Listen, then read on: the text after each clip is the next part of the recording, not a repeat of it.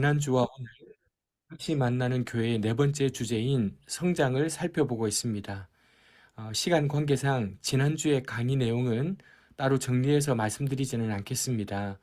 영상이 남아 있으니까 꼭 다시 한번 들어보시면 좋겠습니다. 이번 네 번째 주제는 성장인데 그 부제는 교회는 성장을 위한 공동체다라고 되어 있습니다. 교회의 1차적인 과제는 성장입니다. 우리가 성장이라고 하면 금방 크기, 수를 생각하다 보니까 어떻게 교회의 1차적인 과제가 성장이지 하고 의아해 하실 수 있습니다. 특별히 우리 교회처럼 건강한 작은 교회를 지향하는 교회와는 맞지 않는 게 아닐까 생각하실 수 있습니다. 자, 이제 그러한 여러분의 의문을 풀어드리도록 하겠습니다. 다시 한 번 더 강조합니다. 교회의 1차적인 과제는 성장입니다. 여기서 성장이라고 할 때 그 중심은 개인의 영적 성장입니다. 교인 수가 중심이 아니라는 것입니다. 물론 일반적으로 건강한 교회가 양적으로 성장할 수 있겠지요. 그러나 반대로 그 교회가 숫자가 늘어난다고 해서 모두 건강한 교회는 아닙니다. 만일 교인 수는 늘어났는데 그 교회 구성원들의 믿음과 인격적 성숙도가 여전히 미약한 수준이라고 한다면 그 교회는 많이 모이면 모일수록 참으로 비참한 공동체가 되고 결국은 많은 문제를 낳을 수밖에 없습니다. 그걸 우리는 주위에서 얼마든지 확인해 볼 수 있습니다. 교회의 양적 성장이 때로 필요하겠지만 그것이 목표가 될 수는 없습니다. 개인의 영적 성장이 우리 성장의 중심이 되어야 합니다. 그렇다면 이 개인의 영적 성장과 관련해서 두 가지 염두에 두어야 할 사항이 있습니다. 첫째, 그 영적 성장은 반드시 전인적 성장을 가져온다는 것입니다. 여기서 전인적이라는 말은 인간의 세 가지 심적 욕소인 지성, 감정, 의지를 균형 있게 갖추어서 원만한 인격을 지닌 사람이라는 의미입니다. 우리는 이 전인적 성장의 성경적 모델을 예수님의 성장에서 찾을 수 있습니다. 예수님의 성장을 보여주는 바로 이 말씀은 인간에게 필요한 성장의 네 가지 영역을 보여주고 있습니다. 우선 지혜가 자라가는 지적 성장, 키가 자라가는 육체적인 성장, 하나님에게 사랑스러워지는 영적인 성장, 그리고 마지막으로 사람에게 사랑스러워지는 사회적 성장입니다. 이것을 가리켜 행복의 조건이라고 해도 좋습니다. 여러분, 육체적으로 건강하고 관계가 원만한 것이 행복의 조건 아니겠습니까? 또한 정도의 차이는 있지만 모든 사람들은 새로운 것을 배우고 지식이 자라나는 가운데 기쁨을 느낍니다. 그리고 하나님과의 친밀한 관계가 행복의 조건에 포함됩니다. 바로 이 네 가지 영역에서 성장하는 것이 성경이 말하는 전인 교육입니다. 많은 그리스도인들이 이 네 가지 영역에서 가능한 균형을 맞추려고 노력합니다. 그러나 시간이 늘 부족합니다. 그러다 보니 어느 한 영역에서 반드시 문제가 생깁니다. 지적인 성장을 위해 공부를 많이 하다 보면 운동할 시간이 부족하거나 사회적인 관계가 소원해지거나 하는 이런 식입니다. 그래서 한 영역에 문제가 생기면 그쪽에 또 집중하고 또 다른 영역에 문제가 생기면 거기에 집중하면서 허겁지겁 우리는 그렇게 살아갑니다. 하지만 우리 삶을 자세히 들여다보면 이 네 영역이 겹치는 부분도 있습니다. 예를 들어서 육체적인 성장과 사회적인 성장이 겹치는 것은 친구들을 만나서 함께 운동을 하거나 등산을 하는 경우일 것입니다. 그리고 이 지적인 성장과 영적인 성장이 겹치는 것은 독서를 말할 수도 있고요. 지적인 성장과 사회적 성장이 겹치는 것은 독서 모임을 생각해 볼 수 있습니다. 꼭 신앙서적이 아니더라도 인간에 대한 이해를 깊게 하는 책들, 자신을 돌아볼 수 있는 책들이 영적인 성장에도 도움을 줍니다. 이렇게 내 영역이 서로 겹치는 부분을 잘 찾아서 활용하면 우리는 시간을 보다 효율적으로 사용할 수 있습니다. 또한 각각의 영역은 서로 영향을 주고받는데, 가령 지적인 명민함은 영적인 부분에 도움을 주기도 하고요. 또 영적인 건강과 육체적인 건강이 서로 연관되어 있음을 말해주는 임상 결과들도 나와 있습니다. 성경에서도 마음의 즐거움은 양약이라고 말합니다. 그리고 무엇보다도 영적인 건강은 전인적 건강의 기초가 됩니다. 자신의 감정을 다스리는 힘, 적절한 목표를 세우고 달성하기 위해 노력하는 힘, 좋은 습관을 형성하는 태도 등이 바로 전인적 성장에 포함됩니다. 우리 한국교회 교인들이 좋아하는 이 말씀, 지금은 조금 덜하지만 예전에 집이나 가게마다 벽에 걸려있는 이 액자가 하나씩은 다 있으셨죠. 순복음의 삼중 축복이라고 얘기합니다. 사랑하는 자여, 너의 영혼이 잘됨 같이 내가 범사가 잘되고 강건하기를 내가 간구하노라. 주위를 둘러보면 이 말씀을 기복적으로 사용하는 사람들이 많습니다. 신앙생활 열심히 하고 교회 충성하면 좋은 대학 가고 취업도 잘 되고 사업도 잘 되고 모든 면에서 복을 받을 것이다 라는 식으로 해석하면 이 성경 구절은 번영복음의 기초가 됩니다. 번영복음은 현세적 번영과 물질적 축복, 그리고 사회적 성공을 초점으로 삼는 신앙입니다. 기복신앙과도 맥을 같이 합니다. 여러분, 우리 인간이 복을 구하는 것 자체가 잘못은 아닙니다. 그러나 기복신앙은 하나님을 현세의 복을 얻기 위한 수단으로 삼는 신앙입니다. 우리는 위의 이 구절을 영혼이 잘 되는 것, 곧 하나님과의 관계가 바로 정립되는 것을 목적으로 삼아야 한다는 뜻으로 읽어야 합니다. 하나님과의 관계가 바로 정립될 때 사람의 모든 관계가 건강하고 조화로운 방향으로 나아갈 수 있습니다. 하나님과의 관계가 바로 정립될 때 이웃과의 관계의 풍성함, 가정의 화목, 자신의 삶에 대해 책임 있는 태도 등이 열매로 맺히게 되는 것입니다. 즉, 영혼이 잘 되는 것이 삶의 모든 부분을 건강하게 만들 수 있다는 말입니다. 개인의 영적 성장과 관련해서 또 한 가지 우리가 염두에 두어야 할 것은, 개인이라고는 말하고 있지만 사실 믿음의 공동체는 그 개인의 영적 성장에 가장 좋은 토양이 된다는 사실입니다. 먼저 공동체가 함께 예배하는 가운데 성령 하나님이 역사하십니다. 예배 가운데 우리는 하나님에 대한 사랑을 고백하고 찬양하며 말씀을 듣고 하나님의 뜻을 깨닫습니다. 내 의지를 꺾고 하나님의 뜻에 순복하게 되며 세상이 줄 수 없는 평화와 치유를 경험하기도 합니다. 여러분, 이 공동체의 예배를 통해 하나님은 우리를 만들어 가십니다. 이 세상을 따르지 않고 하나님의 선하시고 기뻐하시고 온전하신 뜻을 따라 사는 일을 바로 이 공동체의 예배를 중심으로 일어납니다. 우리가 성도의 성장을 가리켜 보통 우리는 성화라고 하는데, 바로 이 성화라는 단어는 구약 성경에서 하나님 앞에 드리는 예물을 깨끗하게 하는 과정을 일컫습니다. 그러니까 성화는, 성도의 성장은 하나님께 예배하기에 합당한 사람이 되어 간다는 의미입니다. 너희 몸을 하나님이 기뻐하시는 거룩한 산제물로 드리라는 이 말씀이나 너희 구원을 이루라는 이 말씀도 바로 공동체가 함께 이루는 성장의 과정을 의미합니다. 공동체가 함께하는 예배와 더불어 우리에게는 스스로 성경을 읽고 기도하고 묵상하는 것이 필요합니다. 그와 더불어 중요한 것이 있는데, 바로 2주 전에 말씀드렸던 소그룹에 참여하는 것입니다. 1세기 초대교회는 대부분 가정에서 모였습니다. 이와 관련해서 우리 교회 독서 모임에서도 함께 읽은 책이기도 한데요. 1세기 교회 예배 이야기라는 책을 꼭 한번 읽어보시기를 권해드립니다.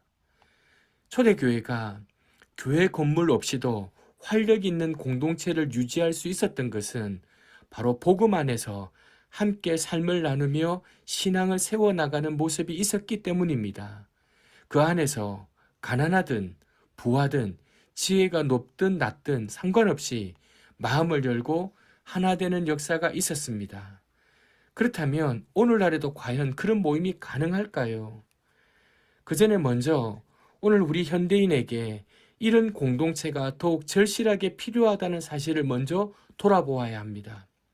우리 시대는 핵가족 시대를 넘어서 1인 가구 시대를 향해 가고 있으며 세대 간의 단절, 과도한 경쟁으로 심각한 어려움, 곤란을 겪고 있습니다.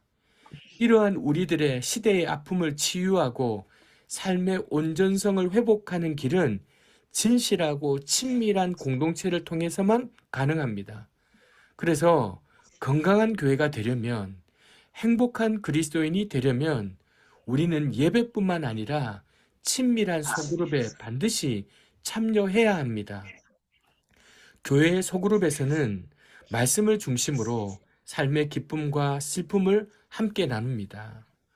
부부가 함께 소그룹에 참여하다 보면 부부 사이에 몰랐던 속마음을 소그룹에서 나누게 되는 경우도 있습니다. 집에 오면서 차 안에서 이렇게 얘기합니다. 아, 당신 그런 일이 있었어? 당신 그렇게 힘들었구나 라고 이야기하기도 합니다. 물론 왜 그런 얘기 꺼냈어? 난 다시 안 가. 뭐 그런 경우도 없지 않지만요. 그러나 그런 고비를 잘 이겨내고 나면 훨씬 더 큰 유익을 얻을 수 있습니다. 아무리 가까운 부부나 친구라 하더라도 일상에서 속마음을 털어놓는 것은 쉽지 않습니다. 두세 사람이 내 이름으로 모인 곳에는 나도 그들 중에 있느니라고 하신 그 약속대로 우리 가운데 성령 하나님이 함께 계시기 때문에 그 모임을 통해서 깊은 마음을 꺼내놓을 수 있는 것입니다. 예전에는 남자들이 여자에게 청혼하면서 평생 행복하게 해줄게. 난 무슨 일이 있어도 당신 눈에서 눈물 안 나게 해줄게 라고 말하곤 했습니다. 저처럼 그렇게 뻥쳐서 결혼한 형제들 있으시잖아요. 여러분, 가상하고 아름다운 마음이지만 그 마음대로 살기란 쉽지 않습니다. 우리 인생길에는 도처에 슬픔과 고통이 도사리고 있습니다. 남편이 아무리 자상하고 능력이 있어도 부부가 서로 지극히 아껴준다 하더라도 그 현실은 피할 수가 없습니다. 그러니까 정직하게 얘기하면 절대로 울지 않게 해줄게라고 하는 말이 아니라 절대로 혼자 울지 않게 해줄게라고 말하는 게 맞습니다. 아내가 마음 아픈 순간에 함께 울어줄 수만 있어도 좋은 남편입니다. 물론 남편이 그 눈물의 원인이 되면 이런 말은 통하지도 않습니다. 여러분, 교회에 아무리 사랑과 은혜가 넘쳐도 성도들의 개개인의 삶에 눈물 흘릴 일이 있기 마련입니다. 좋은 교회는 이 땅에서의 모든 슬픔과 고통에서 면제될 것을 약속하는 교회가 아니라 아플 때 함께 울어줄 수 있는 교회가 좋은 교회입니다. 이 책의 저자인 목사님도 그렇게 말씀하시는데요. 저도 우리 교회가, 우리 낮은 마음 교회가 아무도 혼자 울지 않는 교회가 될 수 있다면 참 좋겠습니다. 오늘 예배에 몇 명이 나왔는가라고 말하는 것이 아니라 오늘 누구 얼굴이 안 보이네, 오늘 누구는 얼굴이 안 돼 보여라며 한 사람의 안위에 관심을 갖는 교회, 서로의 낯을 살피는 교회가 되었으면 좋겠습니다. 이런 교회는 저 혼자 만들어 나갈 수 있는 게 아니라 우리가 함께 만들어 가야 합니다. 이런 교회는 모든 성도가 소그룹에 열심히 참여하는 토대 위에서 함께 세워갈 수 있습니다. 서로 간에 사귐이 깊어질수록 하나님의 사랑도 더 깊이 경험할 수 있습니다. 지난 시간에 말씀드린 대로 우리 중에 아무것도 줄 수 없을 만큼 가난한 사람도 없고요. 아무것도 받지 않아도 될 만큼 부유한 사람도 없습니다. 그러기에 우리는 모두 소중한 존재이며 서로가 서로에게 힘이 된다는 사실을 소그룹 모임을 통해 확인할 수 있습니다. 지금까지 나눈 내용을 정리하면 개인의 영적 성장에서 경건의 시간은 우리가 주체적으로 하나님과 깊은 관계를 이어갈 수 있게 해줍니다. 그래서 개인의 경건생 시간은 아주 중요합니다. 그리고 공동체는 그 하나님과의 깊은 관계가 혼자 고립되거나 독단적이지 않게 해줍니다. 누구나 삶에서 위기를 경험하며 영적으로 메마른 때를 경험합니다. 그래서 그러한 때에 이 소그룹 관계를 통해서 서로가 서로를 도울 수 있습니다. 그리고 이 모든 과정을 이끄는 힘을 우리는 공동체 예배를 통해 공급받습니다. 사도 바울은 신앙 성장에 대해 이렇게 말했습니다. 함께 읽어보실까요? 나는 심었고 아볼로는 물을 주었을 때 오직 하나님께서 자라나게 하셨나니 그런즉 심는 이나 물 주는 이는 아무것도 아니로되 오직 자라게 하시는 이는 하나님뿐이니라. 신앙 성장을 위해 심는 사람과 물을 주는 사람이 필요하지만 자라게 하시는 분은 하나님이십니다. 교회가 신앙 성장을 위해 열심히 가르치고 좋은 프로그램을 진행할 수는 있지만 성장을 기획할 수는 없습니다. 우리 삶 전체를 이끌어 가시는 하나님이 삶의 다양한 사건들을 통해 한 인격을 빚어나가시고 공동체를 세워가십니다. 물론 교회는 심는 일과 물 주는 일, 성장을 위한 노력에 힘을 기울여야 합니다. 우리 교회 또한 여러모로 부족하지만 그러한 환경을 만들어 가면서 하나님이 은혜 주시기를 기대할 뿐입니다. 여러분, 시작하시는 분도 하나님이시고 이루실 분도 하나님이십니다. 여기 이 말씀에 착한 일이라는 말은 태초에 하나님이 세상을 지으시고 보시기에 심히 좋았더라 하셨던 그 상태를 회복하신다는 말씀입니다. 하나님이 창조하신 인간, 타락하기 전에 아담과 하와가 얼마나 멋있었을지 상상해 보셨습니까? 다음과 같은 경우를 생각해 보십시다. 어느 아프리카 오지 마을에 비행기가 추락했습니다. 이 마을 주민들은 태어나서 비행기를 한 번도 보지 못한 사람들입니다. 그런데 그들이 불에 타고난 쇳덩이를 보고 이게 하늘을 날았던 물건이라는 것을 상상할 수 있겠습니까? 그건 거의 불가능한 얘기입니다. 이 불에 타고난 쇳덩이, 비행기 잔해가 바로 오늘 우리 인간의 모습이라 할 수 있습니다. 하늘을 나는 멋진 비행기는 하나님이 본래 창조하신 아담과 하와의 모습이라 할 수 있습니다. 지금 우리의 깨어진 모습, 쉽게 실망하고 걸핏하면 다른 사람을 미워하고 작은 일에도 두려워하고 의기소침해하는 모습을 바라보면서 하나님이 본래 우리를 창조하신 그 아름다운 모습을 상상하기란 쉽지 않습니다. 그래서 하나님이 우리에게 예수님을 보내주신 것입니다. 원래 인간의 아름답고 당당한 모습을 예수님을 통해 우리는 알 수 있습니다. 우리가 하나님의 형상으로 회복된다는 것은 바로 그 예수님을 닮아간다는 것입니다.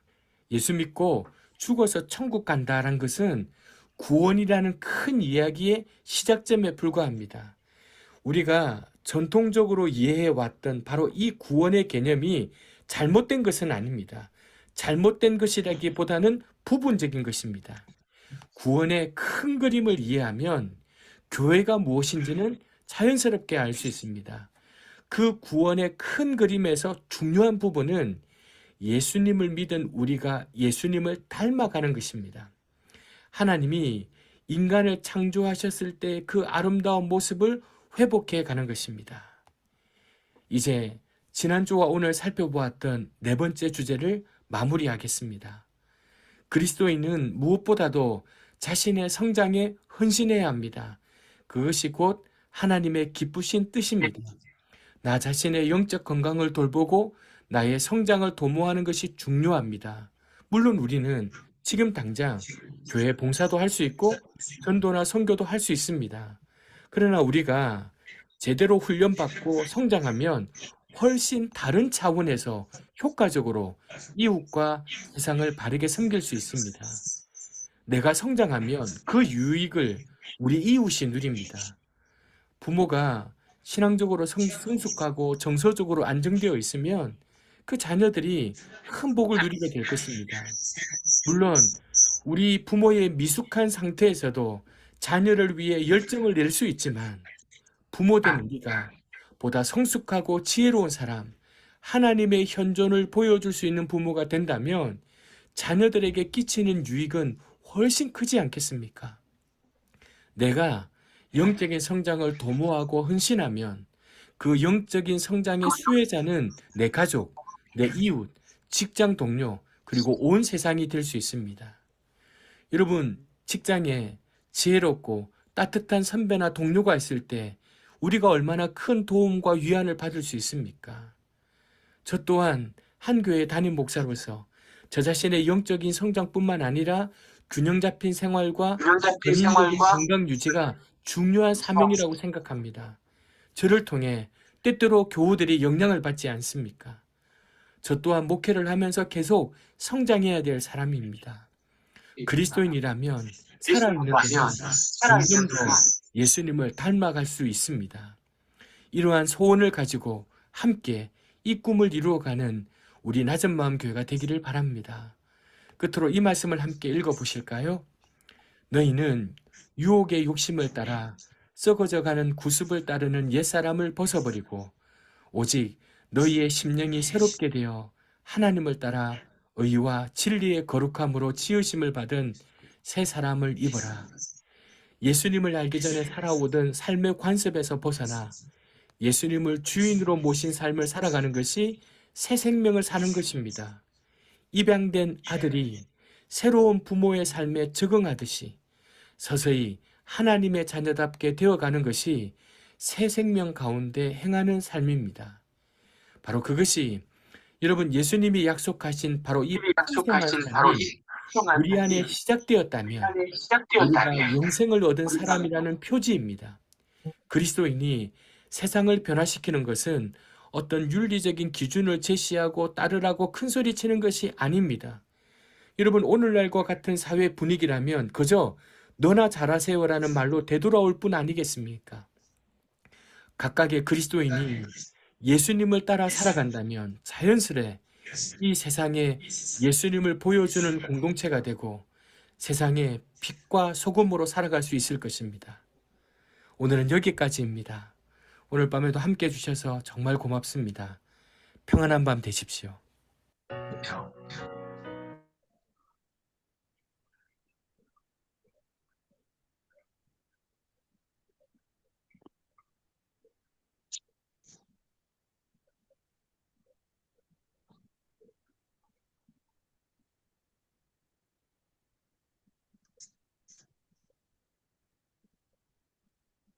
잘 들으셨죠?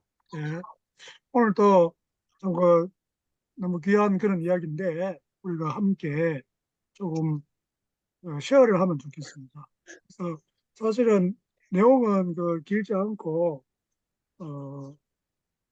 그렇게 뭐 이제 뭐라 해야 되겠나 시간도 많이 이제 그 이제 투자하는 그런 건 아닌데 제가 이 책을 보면서 진짜 이렇게 읽을 때마다 약간 놀라는 거는 이 좀 보면은 사실 뭐 이게 책이 그렇게 두껍지도 않고 이게 책값은 뭐 13,000원 보기보다 좀 비쌀 수 있는데 이 안에 내용들은 엄청 좋은 내용, 깊은 내용을 담고 있다. 그래서 이제 졸여가지고 엑기스만 이제 담아놓은 이제 그런 이제 책 같은 느낌이 들거든요. 그럼 오늘 또 이야기하려면은 뭐 할 게 참 많은 것 같습니다.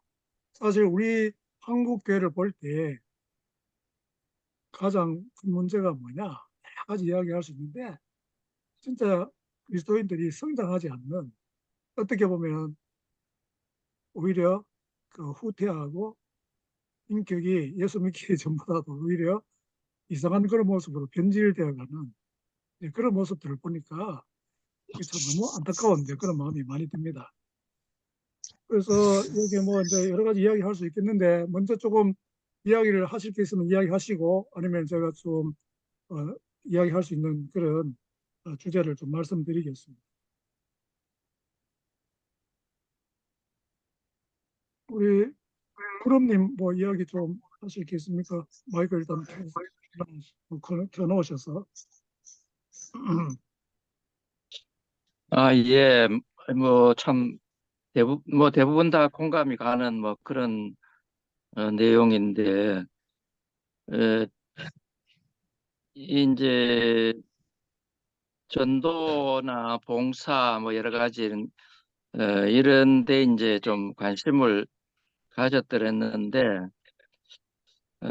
또 성장이 우선이다 이런 말씀을 어, 여기 또 이제 하고 있어서, 참 그렇구나. 이 또 성장을 어, 참 계속하고, 또 나 자신의 성장과 이 또 주변에 있는 사람들도 같이 이 성장을 위해서 먼저 노력을 해야 되겠구나, 이제 그런 생각을 좀 하게 되고요.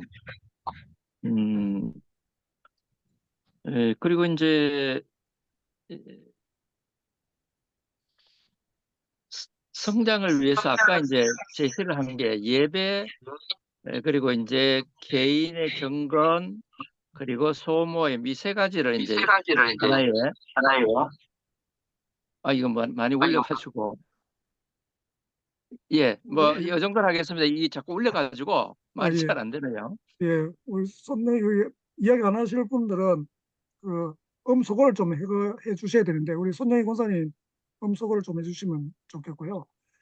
그래 지금 뭐 이제 이야기를 잘 해 주셨는데 어 사실 우리 교회 가면은 어, 어. 개인의 성장을 위해서도 교회에서 좀뭐 관심도 가지고 신경도 쓰기는 하기는 하는데 교회에서 일차적으로 목사님들이 관심을 가지는 것은 교회 성장을 먼저 염두에 두는 것이 아닌가 좀 그런 생각을 많이 하게 됩니다. 여러 가지 뭐 이유는 있겠지만 그런데 이제 제가 생각할 때는 개인이 성장하면 자연스럽게 교회가 성장해 가는 건데 그것도 아까 다 이야기 나왔지만은 성장이라는 그 개념을 그냥 양적인 어떤 그런 것으로만 생각해서는 절대 안 되고 여기서 이야기하는 것도 계속해서 이제 질적인 면, 우리 인격적인 면 이런 것에 이제 포커스를 맞추잖아요. 그러면 그런 교회들을 보면서 주위의 사람들이 이 교회는 진짜 좀 특이하다. 특이하다 말이 좀 이상하긴 하지만 이좀 별다르고 너무 참 좋은 교회다 이러면은 자연스럽게 전도되고 교회가 성장할 수 있지 않겠나 이런 좀 생각이 듭니다. 그 한 가지 제가 좀 질문을 드리고 싶은데요. 그 첫째 그 영적 성장은 전인적 성장을 가져옵니다 해가지고 예수님의 그 예를 가지고 이야기를 하고 있잖아요. 지적인 성장, 재적 성장, 영적 성장, 사회적 성장 이렇게 이야기하는데 어, 여기에 이제 영적 성장이라고 이렇게 이야기를 하고 이 네 가지 부분을 이야기하는데 우리가 보통 이제 영적 성장하면은 이 네 가지를 함께 생각하지 이제 하지 않거든요. 그래서 음, 목사님이 여기 저자가 영적 성장을 했을 때 무엇을 염두에 두고 했을까 하는 이제 의문이 일단 이제 생길 수가 있는데 여기에 갖는 어떤 의미는 하나님과의 어떤 그런 관계가 이렇게 잘 되면은 그걸 이제 영적 성장이라고 하면 모든 부분에서 잘 될 수 있겠다 이런 논지로 이야기한 것이 아닌가 그런 좀 되게 생각하게 되는데 거기에 대해서 조금 더 구체적으로 이야기를 안 하기 때문에 그러면 우리가 하나님과의 그런 관계가 이렇게 잘 되면은 지적, 육체적 또 이제 여기는 이제 하나님과의 여기 이제 사랑스러워지는 이제 영적 성장이라고 여기 이제 포함시켜놨거든요. 그 다음에 이제 사람에게 사랑스러워지는 사회적 성장 이게 함께 어, 성장을 한다 이렇게 이야기하는데 이게 과연 이제 맞는 이야기인지 조금 이제 의문이 드는 거예요. 여러분 어떻게 생각하십니까? 저는 이제 읽으면서 거기에 조금 의문이 생겨서 제가 이제 질문을 드려보는 거예요. 그래서 여기에 영적 성장이라고 해놔놓고 그 안에 이제 또 영적 성장에서 하나님과의 어떤 그 관계를 이제 이야기를 하는데 사실 우리가 영적이라고 했을 때 이게 말을 이제 영적이라는 말을 많이 쓰긴 하는데 사람마다 이해하는 그 영적이라는 그 의미 자체가 많이 다르다고 보거든요. 그래서 앞으로 제가 그런 부분에 대해서도 이제 때가 되면은 상당히 깊이 있게 좀 다루려고 합니다. 우리 김유신 목사님, 교수님이기도 하고 뭐 네. 제가 드린 질문에 대해서 좀 어떻게 생각하십니까? 예, 저도 이제 제가 이제 생각할 때 최근에 제가 이제 생각하는 아직 증명을 한 건 아닌데 사람은 본질 자체가 영혼이다. 그런데 컴포넌트가 이제 뭐야 순수 물질 컴포넌트가 하나 있고 그다음에 이제 순수 정신 컴포넌트가 하나 있고 그다음에 영적이다. 이 영은 제 생각에 어떤 동력이 되고 하나님과의 이 관계를 나눌 수 있는 것, 뭐 이렇게 이제 해석을 이렇게 할 때 저는 이제 그 보통 이제 그렇게 해석하고 저도 뭐 거기에 좀 동의를 하는데 그때 이제 영적 성장이라고 하는 걸 하려면은 육체적 성장, 정신적 성장, 영적 성장 이걸 다 합쳐야 전인적 성장이 된다고 생각을 해요. 그것이 하나님이 우리에게 자녀로서 맡긴 사명인데 나는 영적 성장을 하면은 인격적 성장이 된다. 이런 거는 좀 이해가 안 돼요. 그거는 토톨로지야. 예, 예. 뭐가 영적 성장이냐? 이래 질문하면 저 인격적 성장이 영적 성장이다. 이렇게 말하기 때문에 토톨로지가 되고 이 세 가지를 다 합쳐야 영적 성장, 뭐야, 인격적 성장이 된다. 하나님의 자녀로서 인격적 성장이라는 단어도 세상적 용어다 이렇게 이야기하는 사람이 있을까 싶어서 하나님의 자녀로서의 성장이다. 이렇게 적혔습니다. 그리고 이제 그렇게 하기 위해서 지금 제가 볼 때는 우리 한국 사회도 지금 물질적으로 이제 번영을 하니까 지식이 무시되고 그러니까 계속 거짓말만 하는 거예요.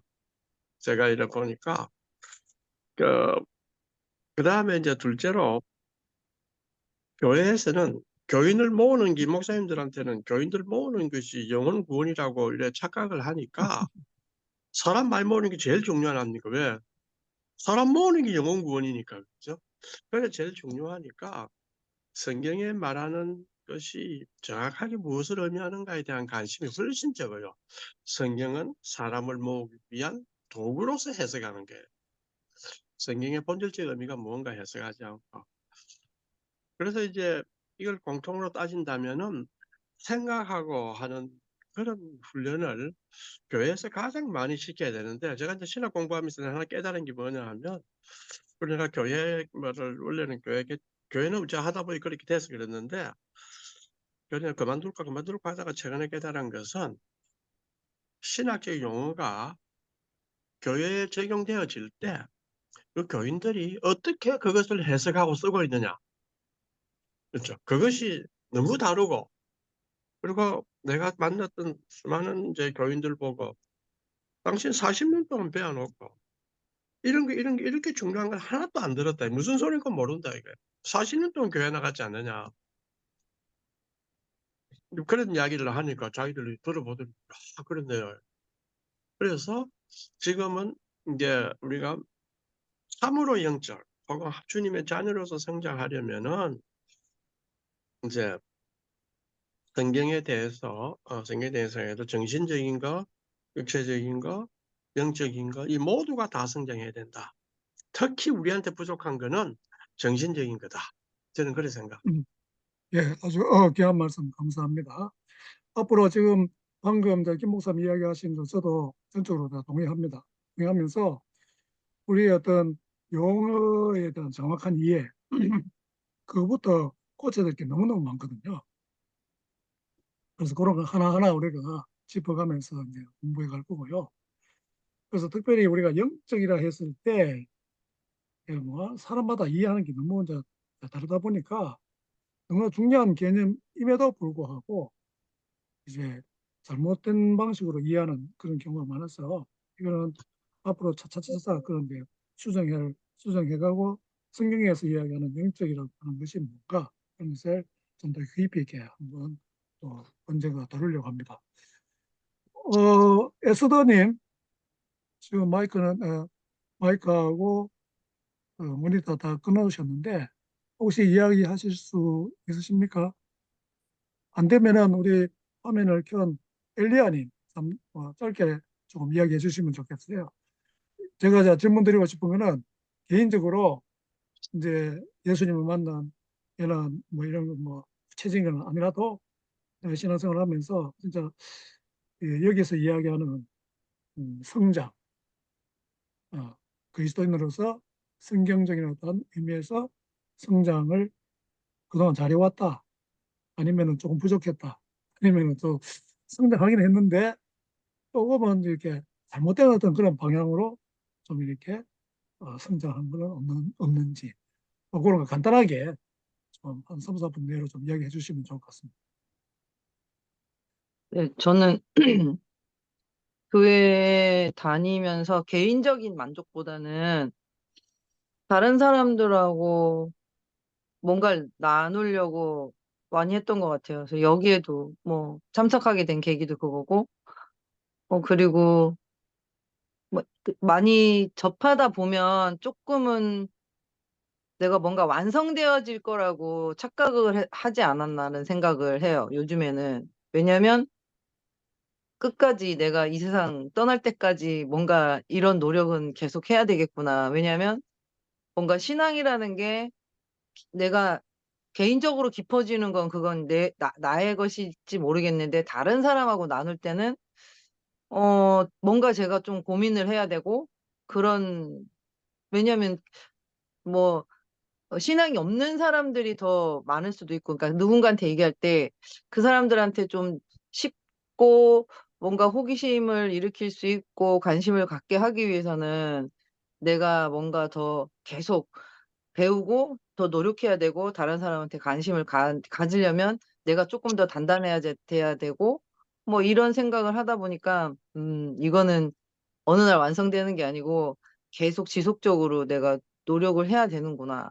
그런 생각을 되게 많이 합니다.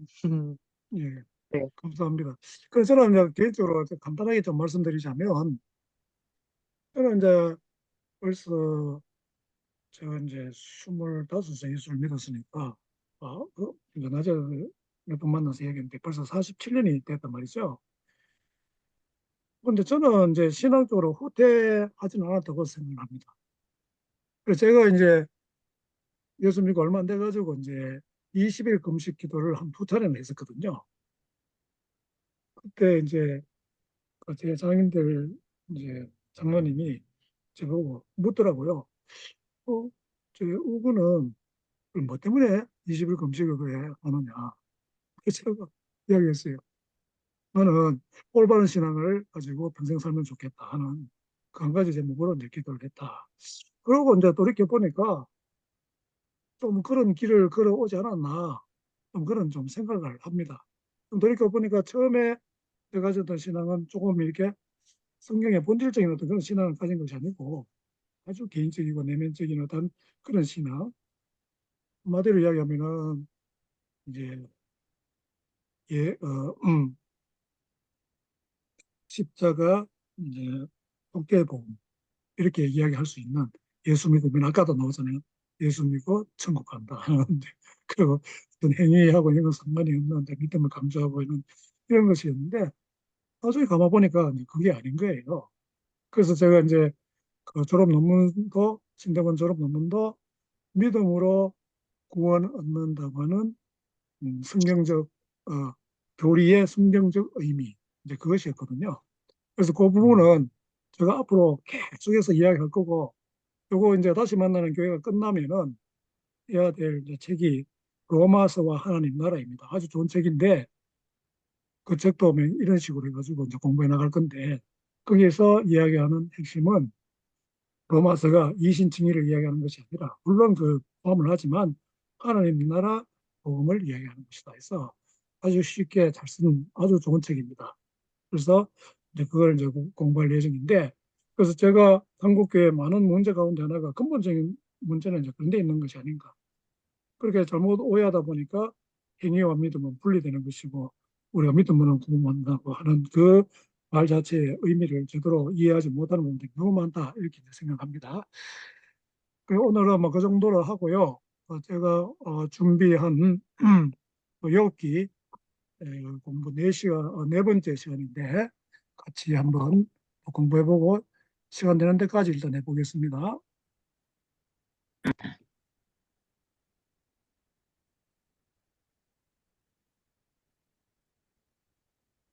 네, 잘 나옵니까? 네, 오늘은 이제 5번째인데요. 하나님, 그래서 욥기 38장에서 41장까지를 좀 공부해 보겠습니다. 근데 이게 페이지 수로 한 9페이지 정도 되니까 한 3, 40분에 다 할 수 있을지 모르겠습니다. 첫 번째, 응답하시는 하나님. 욥기가 큰 위로를 주는 이유는 하나님께서 욥의 기도에 응답하셨다는 거예요. 극한 어려움 가운데 하나님만 바라며 기도할 때 하나님께서 응답하시고 구원하신다는 사실이 그 어떤 역경 속에서도 버틸 힘을 줍니다. 그런데 시 22편과 좀 연관성이 있는 것을 우리가 발견할 수 있는데 시 22편도 그 전반부 그러니까 1절에서 21절은 이제 고난과 탄식 그 다음에 21절에서 31절은 이제 응답과 구원 그래서 욥기도 1장에서 37장이 무고한 고난 하나님께 대한 안식 그 다음에 도우심을 경고하는 그런 것이고요. 그래서 38장에서 42장은 후반부에 해당되는데 하나님의 응답과 구원 이렇게 이제 볼 수 있습니다. 그런데 여기 이제 시 22편 여기 보면 주께서 내게 응답하시고 이 아나라고 하는 단어를 쓰는데 요게 욥기 31장 1절에 똑같이 나옵니다. 그때 여호와께서 폭풍우 가운데서 욥에게 말씀하여 근데 우리 번역에는 이제 그냥 말씀하여로 이제 번역했죠. 근데 이게 이제 정확하게는 응답하여 그래서 영어로 answered 이렇게 이제 번역을 하고 있습니다. 영어 성경에서. 그래서 하나님은 자신을 신뢰하며 찾는 자에게 반드시 응답하신다는 사실을 기억하고 어떤 역경 속에서도 변함없이 하나님께 부르짖어야 된다 하는 것을 먼저 말씀을 드리겠습니다. 그런데 이제 우리가 생각하는 오늘 이 본문은 욥기 28장의 관점에서 이해해야 됩니다. 28장은 그 욥기 그 지혜에 대해서 이제 이야기를 하는데 28장은 악과 고난의 문제 등을 다스리시는 하나님의 통치지혜를 인간이 알 수 없음을 강조합니다. 그런데 38장에서 41장의 말씀 가운데 그 지혜의 일부를 드러내시는데 세 친구와 욥 및 엘리후는 하나님이 창조 세계를 어떻게 통치하시는가를 놓고 열띤 토론을 벌였죠. 특히 욥은 자신의 억울한 처지와 주변의 악인들이 번성하는 상황을 바라보며 하나님의 공의로운 통치를 의심했습니다. 그리고 이 신앙적 딜레마를 하나님께 기도를 간절히 아뢰었죠. 바로 이 질문에 대해 하나님께서 오늘 우리가 살펴보는 38장, 41장에 상세하게 대답을 해주시는데 첫째가 인과응보 원리가 제대로 작동하지 않는 것 같다는 의미에서 창조 세계가 혼돈 가운데 있는 것은 아닌지 질문했는데 이에 대해서 38장, 39장에 자연 세계가 욥의 말처럼 혼돈 가운데 있지 않고 오히려 하나님의 세밀한 다스림 속에 있다고 이제 답하시고 둘째, 욥은 악인이 번성하고 의인이 고통받는 현실, 즉 악이 만연한 현실을 바라보면서 하나님이 공의로 다스리시는 게 맞는지 질문을 제기했습니다. 이에 대해서 하나님은 40장과 41장을 통해서 악과 고난의 문제 배후에 자연 넘어 악의 세력인 베헤못과 리워야단이 있다고 말씀하십니다. 그래서 하나님께서 이들을 반드시 심판하실 것을 알려주시죠. 그 다음에 이제 세 번째가 38장, 39장에 나오는 건데 자연 통치에 대한 하나님의 이제 말씀입니다. 하나님은 우선 창조 세계가 혼돈 속에 있는 것 같다는 욥의 의문을 바로잡으시는데 욥은 3장에서 자신의 생일을 저주하는 가운데 인과응보 원리가 바르게 작동하지 않는 것 같다는 의미로 창세기 1, 2장의 창조 기사 내용을 역창조 이미지로 바꿔 표현했습니다. 즉 창조 세계가 질서가 아닌 혼돈 가운데 있는 듯하다고 말합니다. 욥의 깊은 탄식 이면에는 그동안 자신이 믿어왔던 믿음 체계, 다시 말해서 인과응보 원리죠. 이것이 제대로 작동하지 않는 것 같다는 깊은 회의가 담겨 있습니다.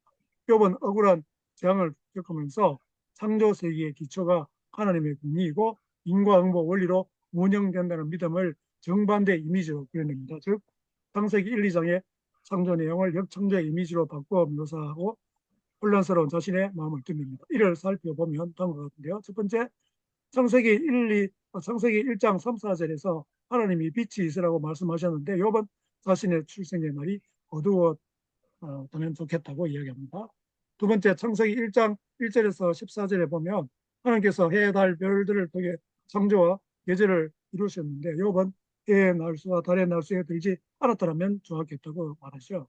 또 창세기 1장 28절에서 하나님이 생육하고 번성하여 땅에 충만하라고 말씀하셨는데 요번 해에서 죽어 나오지 않았다면 좋았겠다 그렇게 이야기합니다. 창세기 2장 2, 3절에서 하나님이 창조 후 안식하셨다고 했는데 요번 자신이 해에서 죽어 평안히 안식하였으면 좋겠다고 표현합니다. 마지막으로 요번 그 죽음의 공간이 억압자와 약자, 악인과 의인이 함께 공존하는 것이라고 표현하며 창조 세계의 공의 체계가 무너졌음을 우회적으로 표현하고 있습니다.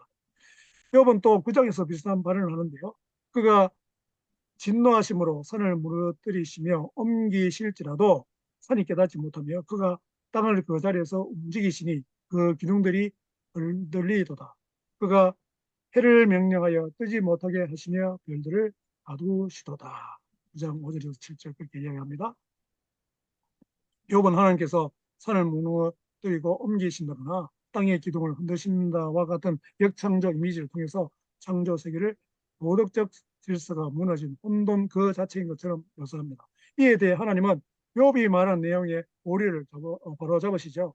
자연세계가 결코 혼돈 속에 있지 않고 하나님의 다스림과 통제 아래 있다고 말씀하십니다. 그리고 이를 무생물 세계와 생물 세계로 나누어 설명하죠. 그래서 첫 번째 하나님의 무생물 통치에 대해서 38장 1절에서 38절에서 이야기했는데 하나님이 무생물 세계에 대한 통치를 크게 세 부분으로 나누어 설명하십니다. 첫 번째, 하나님이 창조 가운데 이미 안정되게 고정시켜 놓은 것이 있는데 하나님은 다음과 같이 말씀하십니다.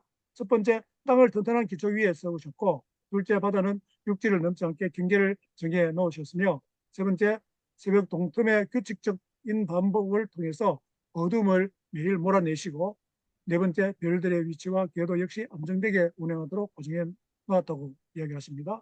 그 다음에 두 번째, 인류를 지탱하지만 인간이 접근할 수 없는 위험한 영역도 하나님의 통제 아래에 있다고 말씀하시는데 그 가운데 첫 번째가 물이 흘러나오는 바다의 깊음, 죽음의 문이 있는 땅의 기저, 세 번째가 빛의 근원, 네 번째가 바람과 눈비의 저장소 등 인간 생존에 필수적인 물, 땅, 빛, 날씨와 각각 관련 있지만 인간이 다가갈 수 없는 영역을 하나님께서 안정되게 유지해 나가신다는 겁니다.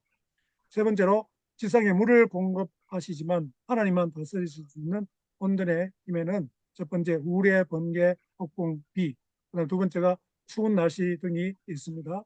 하나님은 자연의 이런 불안정한 힘도 안정되게 다스리시는데 비와 관련된 38장 26절 27절 말씀을 보면 누가 사람 없는 땅에 사람 없는 광야에 비를 내리며 황무하고 황토한 토지를 흡족하게 하여 연한 풀이 돋아나게 하였느냐. 무생물 세계에 대한 하나님의 통치는 경이로움 그 자체입니다. 하나님은 우리가 모르는 자연 영역까지 우리를 위해 안정되게 유지하고 계시죠. 무시무시해 보이는 자연의 그 어떤 힘도 하나님께는 결코 혼돈이 아닙니다. 이런 의미에서 욥의 말은 틀린 것이죠. 우리가 오늘을 안정되게 보내고 내일을 맞이할 수 있는 것은 우주 만물을 세밀히 다스리시고 유지하시는 하나님의 사랑과 은혜 때문임을 기억해야 할 것입니다. 두 번째가 하나님의 생물 세계 통치인데 38장 39절에서 이게 39장 같습니다. 예. 하나님은 생물 세계에 대해 언급하시면서 이 또한 혼돈 가운데 있지 않음을 알려주십니다. 거기에 첫 번째 사자와 가마귀, 그 다음에 둘째 야생들나귀와 들소, 그다음 세 번째 타조, 그 다음에 B 다시가 말, A 다시가 이제 매와 독수리 이렇게 돼 있는데 이게 서로 이제 키아즘 구조로 되어 있거든요. 서로 이제 마주보는 식으로 서로 대꾸되는 식으로 그래서 A, B, C, B 다시 A 다시 이렇게 됩니다. 그래서 여기 이제 사실의 핵심이 이제 타조 요거거든요. 제일 중간에 나오는 거. 그래서 먼저 A와 A 다시 보면 A와 A 다시는 포식 동물에 관한 내용입니다. A가 사자와 거마귀, 그다음에 A 다시는 매와 독수리 포식자이 되죠. 그래서 이 사자, 매, 독수리와 같은 포식자는 동물 세계의 맹수로 혼돈의 세력처럼 보이지만 하나님께서 먹이시고 돌보시는 피조물에 불과하다고 말씀하십니다. 사실 산염소, 함사슴은 포식 동물의 먹잇감으로 쓰게 되는데 하나님은 이들 피식 동물도 멸종치 않고 번성케 하시고 포식 동물과 함께 공존하게 하신다고 말씀합니다. 여기 지금 그 피식자가 산염소, 함사슴 이렇게 거기에 포함되어 나오죠. 그 다음에 B-에 관한 내용인데 B의 들나귀와 들소는 인간의 돌봄과 통제받기 있는 야생동물이지만 번성케 하시고 B-는 말은 인간 전쟁에 끌려나가 인간이 만든 혼돈 속에서 죽음의 위기에 노출되지만 하나님은 말들이 멸종되지 않고 번성케 하신다고 말씀하십니다. 그 다음에 C에 보면 타조가 나오는데 구조상 가장 중심에 있는 거죠.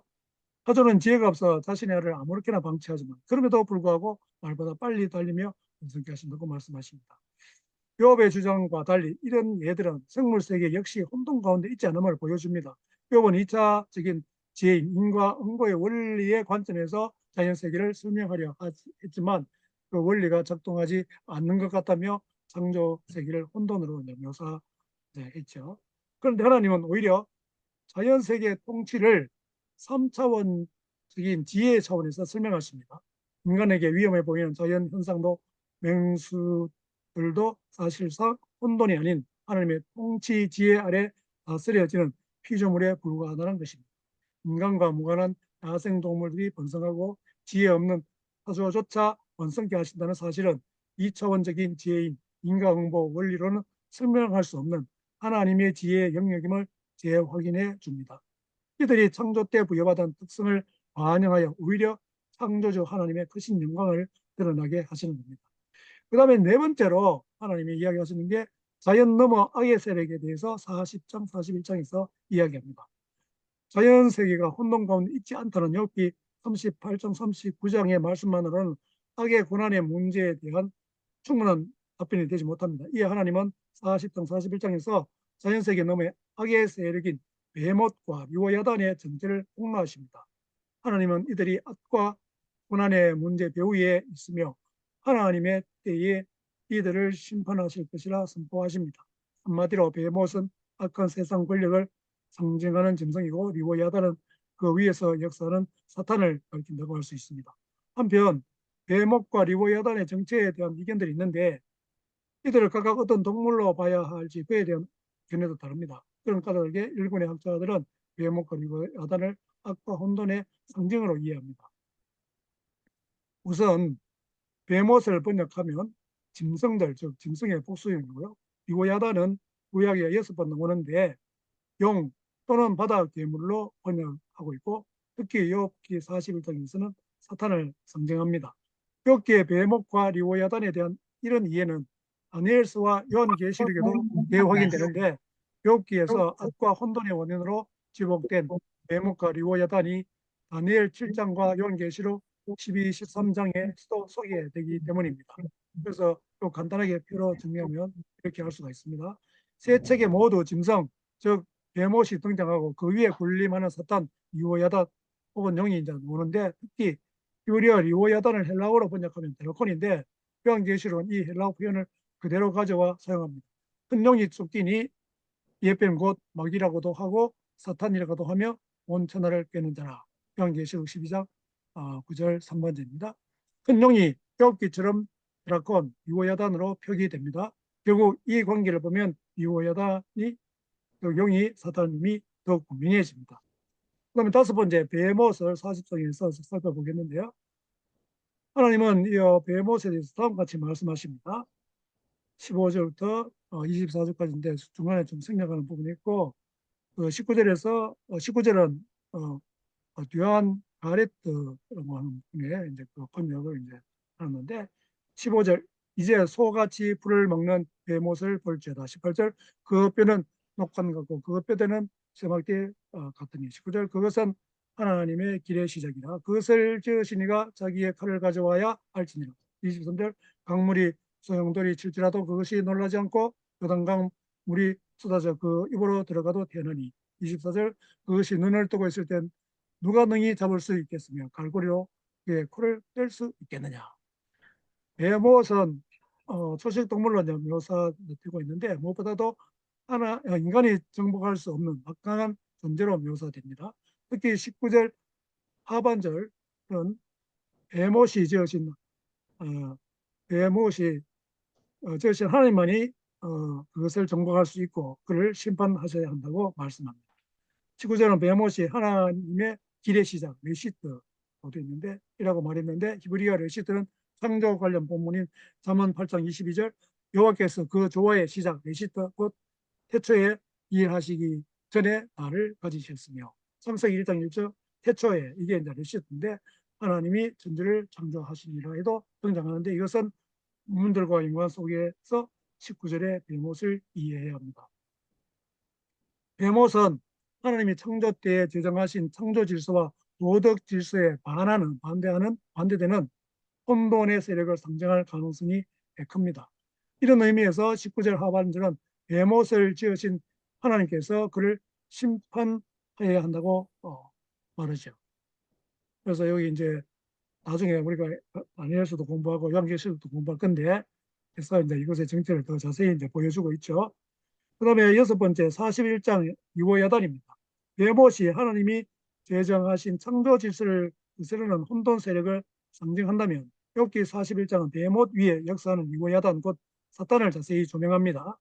41장 34절은 다음과 같이 묘사하는데 그것은 모든 자를 내려다 보며 모든 교만한 자들에게 군림하는 왕이니라. 하나님은 앞서 40장 11절 12절에서 욥에게 세상의 모든 교만한 자와 악인들을 공의로 다스릴 수 있는지 물어보시며 오직 하나님만이 그렇게 하실 수 있음을 암시합니다.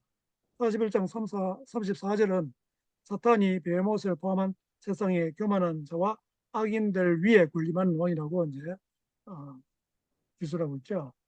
에베소서 2장 2절도 사탄을 불순종의 아들들 가운데 역사하는 영이라고 말합니다. 사탄은 서원부 1, 2장에서 참소자로 등장해 하나님께 도전하며 욥에게 재앙을 가져왔습니다. 본론부에서는 엘리바스의 환상 4장 12절에서 21절에 나오죠. 이 환상의 미혹의 영으로 역사에 세 친구와 엘리오가 욥을 거짓되게 중재하도록 부추겼습니다. 이것으로 욥기가 끝난다면 너무 이상하죠. 그래서 하나님은 유호야단이 욥에게 저지른 악행과 더불어 그의 정체를 폭로하시고 심판을 선포하십니다. 우선 용의 미지로 유호야단을 이제 소개하는데 이와 더불어 리호야단이 단순히 용을 넘어 사탄임을 알려주십니다. 그는 말을 할 뿐 아니라 인간이 정복할 수 없고 두려움이 없는 피조물로서 모든 교만한 자들에게 군림하는 왕이라고 말씀하십니다. 그 다음에 7번째 리호야단의 심판을 선포하시는데 42장 11절 12절 41장 8절에서 12절의 말씀은 번역하기 어려운 본문인데 이 본문은 여기에 큰 문맥에서 읽어야 합니다.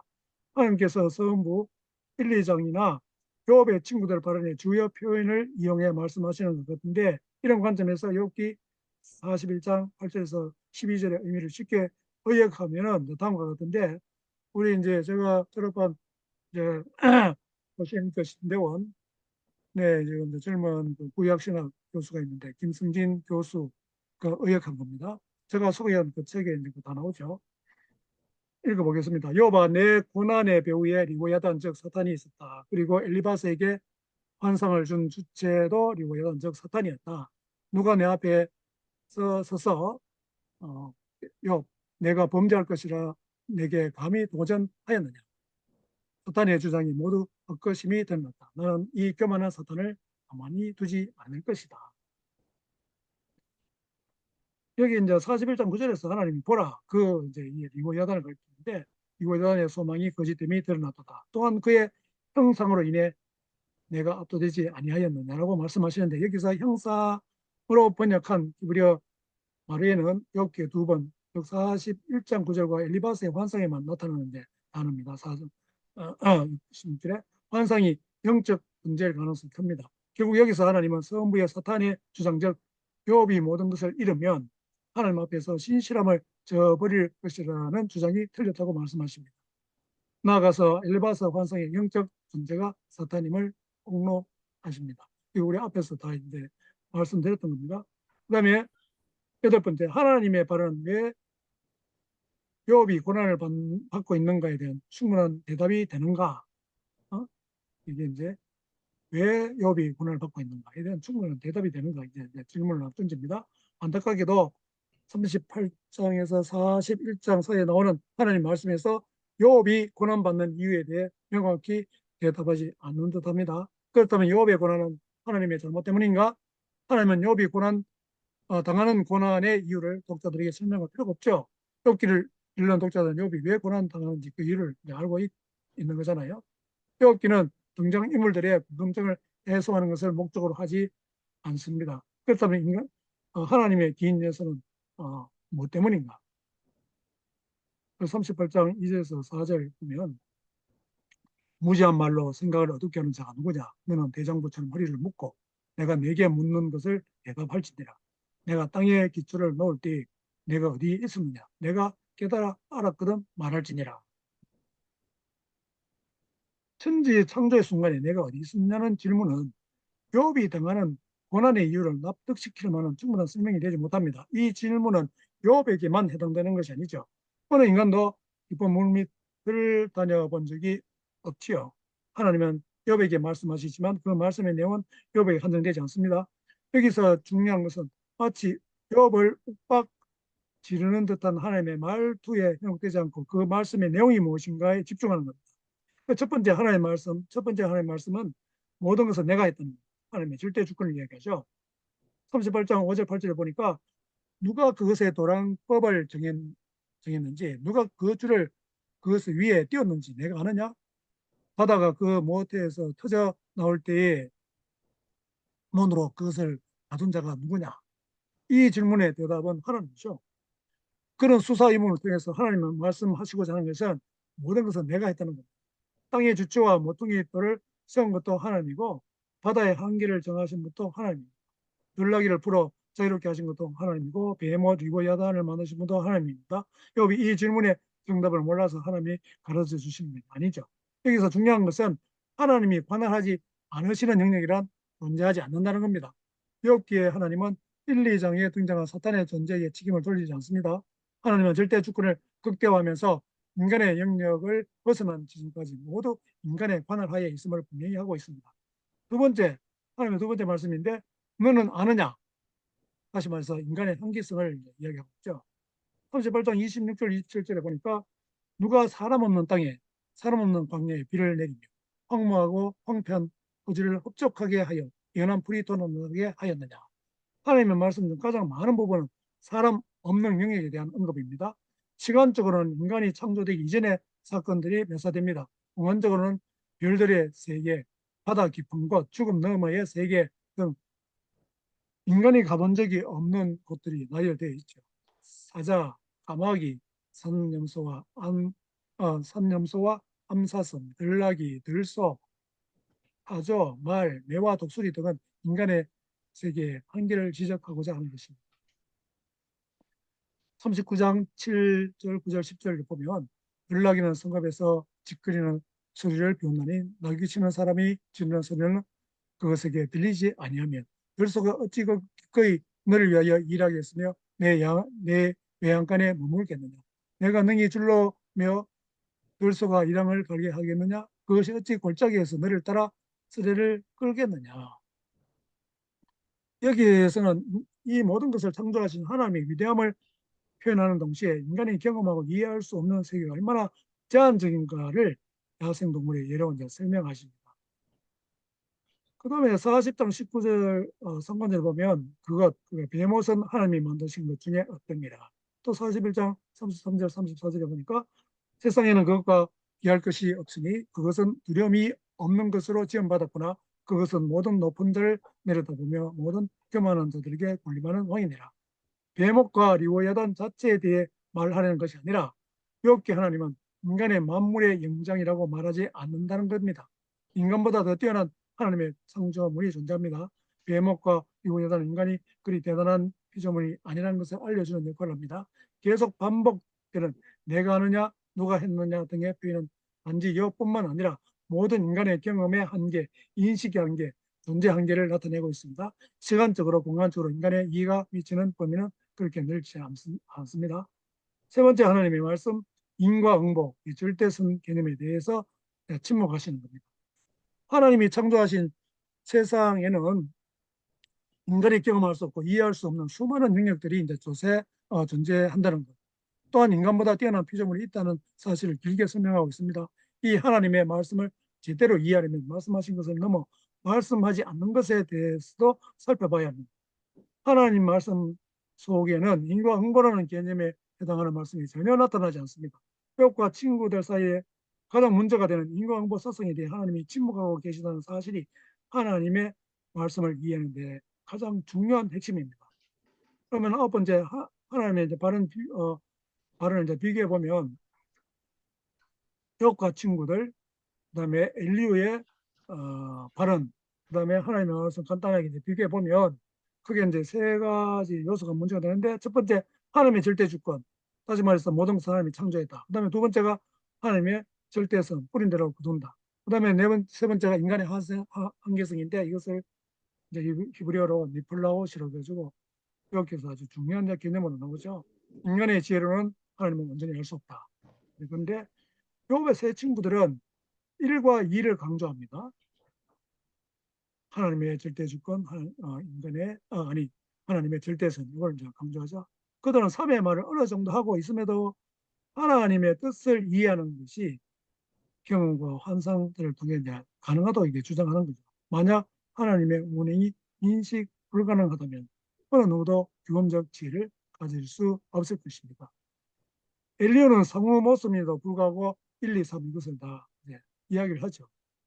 하지만 하나님은 1과 3을 말씀하시면서 2에 대해서는 전혀 말씀하지 않습니다. 비슷해 보이는 엘리후와 하나님의 말씀의 차이점이 바로 여기 있습니다. 그런데 우리 앞서도 이야기했지만은 어떤 사람은 이제 엘리후의 이야기를 하나님의 말씀과 비슷하게, 또 그 하나님 말씀하시기 전에 그 하나님의 그 이야기를 좀 이렇게 대변하는 듯이 이제 해석하는 경우가 있는데, 그렇지 않은 겁니다.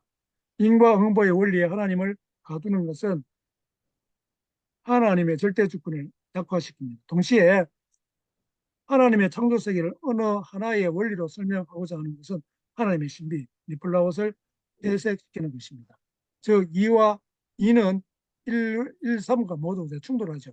우리는 하나님처럼 1과 3을 주장한 한 사람을 알고 있는데 바로 욥이죠. 이가 뭐였지요? 예? 이가 일을 하면 욥은 친구들과 논쟁하면서 줄곧 이야기해 왔습니다. 1, 2, 하나님은 3인데 1, 2, 3, 예. 안 들립니까? 예, 예. 1, 2, 3의 일을 한번 보여주십시오. 방금 2는 하나님의 절대선, 절대선. 예, 뿌린 대로 거둔다. 하나님의 절대선을 뿌린 대로 그른다, 이렇게 해석합니까? 예, 여기 뭐 제가 이제 그 책에서는 그렇게 이야기하는데 나중에 우리 좀 이야기해 보겠습니다. 이거 이제 뭐 나중에 시간 되면 이어서 이야기하는데, 아니면은 나중에 이제 또 다음 시간에 이야기할 수 있으니까요. 하지만 하나님은 1, 3을 말씀하시면서 2에 대해서는 전혀 말하지 않습니다. 비슷해 보이는 엘리야와 하나님의 말씀의 차이점이 바로 여기 있습니다. 인과응보의 원리에 하나님을 가두는 것은 하나님의 절대 주권을 약화시키는 것이고, 동시에 하나님의 창조 세계를 어느 하나의 원리로 설명하는 것은 하나님의 신비를 결식시키는 것이다. 아까 말씀드렸죠. 우리는 이제 아까 이야기한 대로 욥이 하나님처럼 1, 3을 이제 주장해 왔고요. 욥은 친구들과 논쟁하면서 줄곧 이야기해 왔습니다. 하나님은 절대 주권자이기 때문에 그가 마음대로 주기도 하고 거두기도 한다. 하나님이 무엇인가를 주고 거둘 때 인간이 파악할 수 있는 어떤 고정된 원리에 따라 움직이지 않으시므로 나는 왜 고난이 임하는지 이유를 모른다. 하나님의 발언은 욥의 주장과 근본적으로 일치한다. 40장 5절에 내가 한번 말하였은즉 더 대답하지 아니하겠나이다라는 욥의 말은 하나님의 꾸짖음 앞에 겸손하게 된 욥의 태도를 나타낸다고 볼 수도 있지만 하나님의 질문에 욥이 이미 정확히 대답했음을 표현하는 말로 이해할 수도 있다. 예, 이렇게 이제 정리해 말씀드렸는데요. 여기에 그 하나님의 절대선 이게 뭐를 이야기하냐면 그가 뿌린 대로 거둔다. 이게 뭡니까? 그 규범적 그 지혜의 원리잖아요. 그리고 인과응보에 대한 이제 그런 그 이야기를 이제 하고 있는 거죠. 네, 그렇게 보면 되는데 오늘은 일단 그 정도 하고요. 다음 시간에 이제 마지막 42장을 이제 제 결론적으로 이제 말씀드리려고 합니다. 어, 예, 그좀뭐좀 이야기할 거리가 있으면 좀 이야기하시고요. 이게 그냥 한번 쭉 들어가지고 조금 이렇게 선뜻 머리에 이제 안 남을 수도 있는데 그래도 우리가 그냥 성경 읽으면 잘 모르는데 그런 부분들 갖다가 정리를 주게 가지고 이제 설명을 드렸는데 조금 뭐 이제 좀 들으면서 의문이 난다든지 이런 게 있으면 시간에 잠시 이야기를 나누고 지금 다 이제 후회하기 힘든 그런 주제 같으면 깊이 생각했다가 다음 주에 마지막에 이제 이야기하게 되니까 마지막 그 결론을 이야기할 때 이야기를 해도 될 것 같습니다. 예, 조금 전에 조금 주시고 전에 그 김 예, 교수님이 그 음, 의문을 제기하셨는데 음, 그거를 하나님의 절대 선이라기보다는 음. 하나님의 절대 법칙 이게 예, 예. 뭐 예 그래도 되겠죠. 하나 아니면은 절대적인 규범 뭐 절대적인 거. 예, 이렇게 왜냐하면 이거를 선이라고 해버리면 좀 혼동이 올 것 같아요. 예, 예, 그럴 수 있겠네요. 네. 왜냐하면 절대선을 부정한다는 말은 하나님인가 하면 상대적 선인가 이래서 생각되거든요. 예, 예. 뭐 그럴 수 그래서 있겠네요. 그게 굉장히 이제 그 표현을 갖다가 이제 거기 요게 이제 송민원 교수 이제 그들 제가 그대로 가가지고 이제 가지고 이제 설명한 건데 그리고 예, 또 하나는 되게 이제 인과응보라고 이렇게 이야기를 하는데 인과응보가 뭐냐를 뜻을 이렇게 이제 심은 뿌린 대로 거둔다, 심은 대로 예, 거둔다 예, 예, 하는 것이 인과응보다 이렇게. 근데 저는 이제 생각에 만약에 인과응보가 부정이 되면은 어떻게 되느냐? 심은 대로 거둬야 되는데 음, 심은 대로 만약에 안 거둔다면 그 다음에는 무슨 이유가 있을 것이다. 예, 예, 그 이유가 앞에 인과에 합쳐서 새로운 인과를 만들거든요. 그래서 음, 하는 거지. 그렇다면 인과응보가 부정되는 것이 아니라 네가 상식적으로 이것이 원인이 인과응보는 인정이 되는데 네가 상식적으로 이것이 원인이라고 생각한 그 원인이 부정되는 거다. 그렇게 제가 보니 해석하는 것이 옳지 않겠나. 갑자기 뭐 신변기가 부정되고 뭐 이래 하는데 그게 원인이 여기 지금 이제 그 부분은 아주 뭐 중요한 그 이야기라고 생각을 합니다. 그래서 다음 그거는 시간에 우리가 조금 네, 더 이제 좀 생각을 하고 또 다음 네. 시간에 좀 이야기해도 될 것 같은데 이제 여기에서 이제 이야기하는 이제 주된 내용이 뭐냐면 지금 세 친구하고 엘리우는 인과응보적인 그런 차원에서만 이야기를 이제 계속 주고하고 있다는 거예요.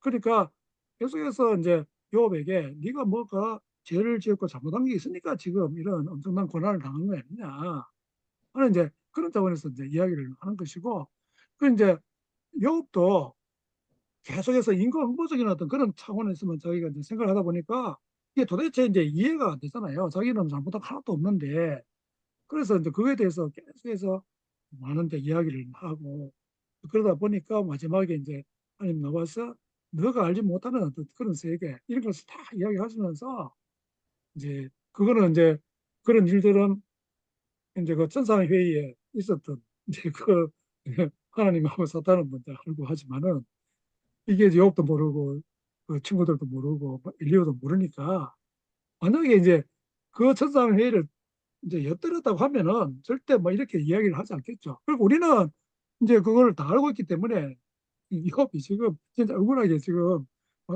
일을 당하고 있다. 이렇게 이제 이해를 하고 그 친구들은 계속해서 인공보적인 차원에서만 이제 이야기를 하니까 이게 이제 아, 참 어려운 거죠. 그 친구들은 도저히 이제 욥이 그 이해가 안 되는 거죠. 솔직히 이야기하면. 그러니까 자기들 생각할 때 욥은 분명히 어떤 죄가 있다, 문제가 있다. 그걸 계속해서 줄곧 이야기하잖아요. 그런데 욥은 이제 절대 그게 아니다 하면서 계속해서 그걸 이야기를 하고 그러면서도 자기는 이제 의문을 가지는 거죠. 내가 왜 그런 이런 이제 고난을 당하나. 거기서 이제 마지막에 그 하면서 계속 하나님 앞에 이제 간구하는 그런 가운데 하나님이 응답하셨다 하는 이게 또 이제 중요한 거죠. 그래서 나중에 이제 32장에 가면은 우리 분에 이제 번역에는 이제 회개했다고 되어 있지만은 회개했다가 아니고 위로를 받았다. 뭐 이런 식으로 돼 있고 그 처음부터 끝에도 그렇고 처음도 보면 욥이 옳았다고 욥이 의인이라고 줄곧 이야기하셨기 때문에 그런 관점에서 우리를 봐야 되기 때문에 그동안에 그 회개했다고 하는 그 해석 자체가 문제가 있다. 이제 이런 이야기를 다음 주에 이제 할 건데 사실은 그 핵심이 바로 거기 있는 거죠. 욥이 이제 회개했다고 하면 뭐 때문에 회개했느냐? 이제 그에 대해서 이유를 설명할 수 있었는데 그 다음 주에 이제 그 다 같이 이제 다루게 될 겁니다. 혹시 또 무슨 질문이나 조금 오늘 이야기를 듣고 좀 새로운 깨달음이나 이런 게 있으면 좀 이야기해 주시면 좋을 것 같습니다. 오늘은 여기 이제 마이크 그다음에 비디오를 많이 끄셨는데 별로 할 이야기가 없으신지 우리 그 굿모닝님은 좀 이야기하실 형편이 안 됩니까? 우리 장장로님 아니면은 또 제일 만만한 우리 그레이스 제 와이프인데 이게 또 상당히 부담스러운 감 봅니다. 이게 마이크를 끄고 이제 비디오를 껐다고 하는 거는 조금 이제 부담스러움이 있는데 제가 이제 그걸 하다가 뭐 그냥 쭉 이제 읽어드렸는데 여기 이제 이 자료 뭐 바로 이제 보내드릴 테니까 다시 한번 이제 꼼꼼히 한번 보시고 오늘 그 이야기 그냥 한번 쭉 듣고는 조금 이제 선뜻 이렇게 와닿지 않는 그런 부분도 있는데 읽어보시면서 혹시나 이렇게 그 앞뒤 말이 안 맞는다든지 좀 논리적인 어떤 비약이 있다든지 뭐 그런 부분이 있으면 또 이제 우리 뭐 이 교수님이나 우리 김 목사님 다 이제 교수 오래 하셨고 다 청년 퇴임하시고 이렇게 참석하시니까 그런 부분을 잘 아실 것 같아요. 그래서 그걸 같이 좀 이야기를 해보면 좋지 않겠나 좀 그런 생각이 듭니다. 그러면 오늘은 조금 이제 우리 원래 9시 반까지 하는데 어떨 때는 조금 이제 늦기도 한데 오늘은 오히려 이야기거리가 많이 없어서 조금 일찍 마치게 됩니다. 우리 제일 만만한 우리 이재일 교수님한테 또 멋진 기도를 부탁해야 되겠습니다. 좀 기도해 주세요. 예, 배터리가 거의 다 돼서 빨리 예, 하겠습니다. 빨리 하세요. 예, 하나님 아버지, 오늘 또 우리가 참 어떻게 우리가 성장할지, 할 수 있는지에 대해서 공부했고 또 그리고 욥기 말씀을 통해서 고난의 의미에 대해서 생각해 보는 시간이 되었습니다. 귀한 이 말씀을 통해서 정말 우리가 더 하나님의 세계를 더 깊이 알아가고 깨달아가는 그래서 성장해가는 저희들 되게 해 주시옵소서. 이 시간을 감사드리며 우리 주 예수 그리스도 이름으로 기도드립니다. 아멘. 아멘. 감사합니다. 예, 우리 김 목사님 참여해 주셔서 너무 감사합니다. 수고하셨습니다. 감사합니다. 예, 하시니까 너무 힘이 되고 좋습니다. 예, 이제 줌을 이제 끄도록 하겠습니다.